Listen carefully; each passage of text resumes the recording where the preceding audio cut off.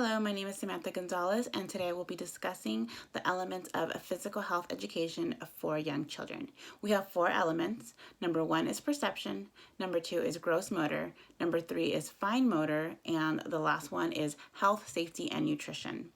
For our first element, it is perception, and perception pretty much is how a child uses their senses to interact and to understand the world and environment that they are in.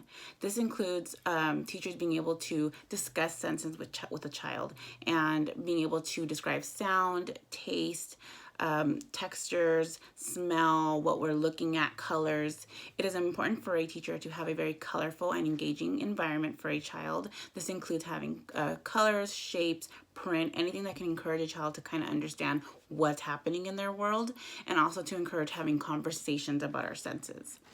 Our second element is gross motor, and gross motor is the use of our large muscles. This includes our arms, our legs, our upper body, and our torso.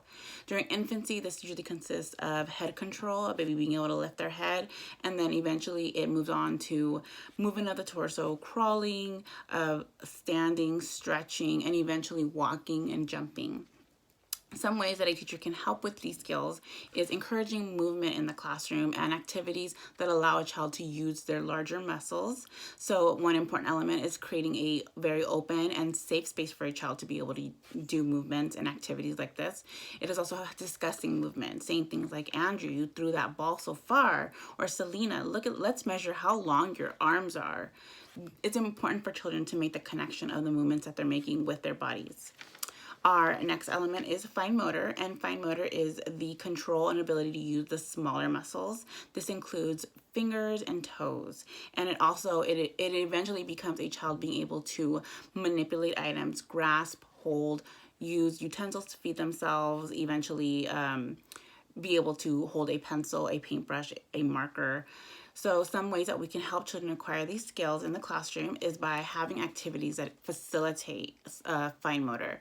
So some of the things that I always recommend is using containers with lids, puzzles with knobs, having them learn to hold crayons. You want to get the thicker ones maybe that can help them start to learn how to hold them. It's also helping them help around the classroom, maybe giving them paper towels to wipe down a table, sponges, brushes, and then also this leads to them being able to use tools to feed themselves, and eventually using buttons and pick up certain foods like peas, carrots, maybe even Cheerios, depending on the age.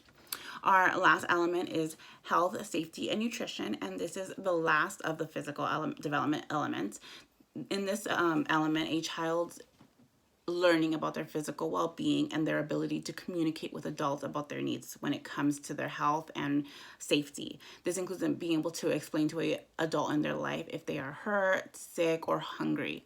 So some of the ways we can help children acquire this skill is by helping them learn to as small as holding their own bottles, but eventually teaching them to feed themselves, and this is holding their tools and utilizing their pinch or grab. Also, introducing new and nutritious foods to children, encouraging them to try new things and discussing them. Maybe telling a child that they can smell an item before they actually taste it. That also helps facilitate perception.